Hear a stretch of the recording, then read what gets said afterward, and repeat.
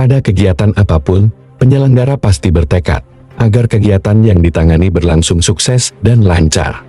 Mereka juga menjadi penegak aturan main bila ada silang pendapat atau kegaduhan di antara peserta kegiatan.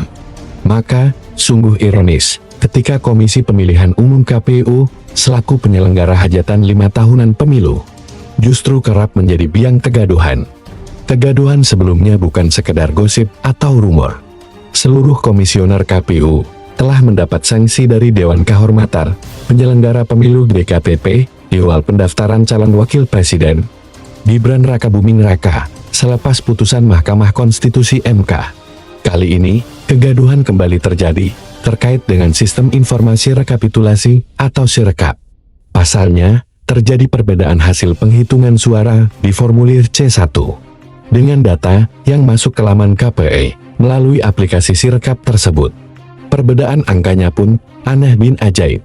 Contohnya, bisa ada selisih 500 suara antara formulir penghitungan manual dan Sirekap, sehingga angka yang mestinya 117 tertulis 617.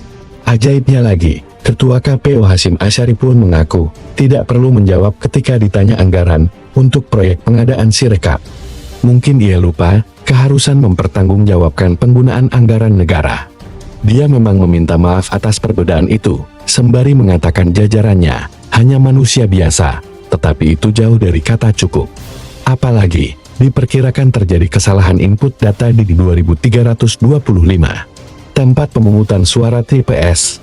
Apakah memadai atas semua tindakan itu dengan hanya mengatakan, kami juga manusia biasa? Undang-Undang Nomor 7 Tahun 2017 tentang Pemilu memang menegaskan bahwa penghitungan yang sah ialah rekapitulasi manual. Penghitungan berlangsung secara berjenjang, mulai kelompok penyelenggara pemungutan suara, KPPS, panitia pemilihan kecamatan, KPU di kabupaten dan kota yang dilanjutkan ke provinsi, hingga berakhir di KPU pusat. Namun, demi transparansi, tetap dibutuhkan data pembanding. Namanya data pembanding, maka harus sebanding. Menjadikan Sirekap sebagai data pembanding sejatinya, ialah terobosan yang patut dihargai. Namun, saat dalam pelaksanaan, terdapat ribuan kekeliruan. Jelas tidak bisa dikatakan itu manusiawi. Itu sama saja membuat reputasi Sirekap sebagai data pembanding runtuh. Perbedaan penghitungan antara manual dan berbasis teknologi informasi bisa memunculkan perbedaan, perselisihan, pun kegaduhan. Apalagi, penggunaan teknologi informasi di pemilu bukanlah barang baru. Mestinya, KPU tinggal memperbaiki kekurangan yang ada sebelumnya. Penggunaan teknologi informasi dan internet di pemilu telah dimulai sejak tahun 2004. Semangatnya ialah untuk bisa mempercepat pemaparan hasil penghitungan real pemilu bagi publik. Setelah itu, sejak pemilu tahun 2009, KPU menerapkan sistem informasi penghitungan suara atau Situng. Pada tahun 2019, KPU mengembangkan aplikasi Situng menjadi Sirekap. 2 dekade berlalu, ternyata penggunaan teknologi informasi di pemilu kali ini masih terkendala masalah.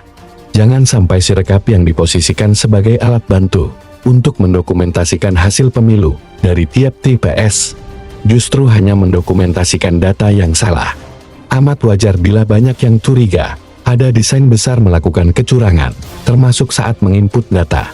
Idealnya, Sirekap dapat memberi informasi akurat secara lebih cepat terkait dengan hasil pemilu mulai tingkat TPS. Namun, Sirekap justru menimbulkan keresahan dan spekulasi yang mengganggu suasana sosial ataupun politik masyarakat pasca pemungutan dan penghitungan suara. Komite Independen Pemantau Pemilu pun meminta KPU untuk menghentikan proses Sirekap. Apalagi, kesalahan akibat konversi penghitungan suara masih juga terjadi.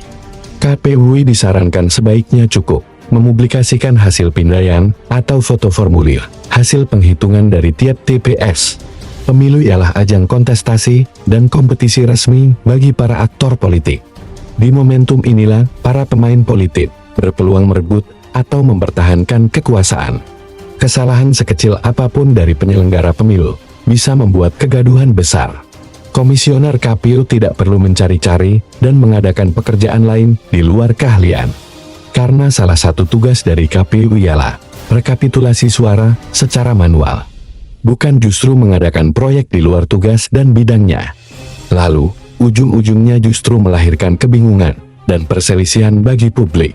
Akhiri mentalitas seperti ini bila ingin memperbaiki reputasi dan kepercayaan publik.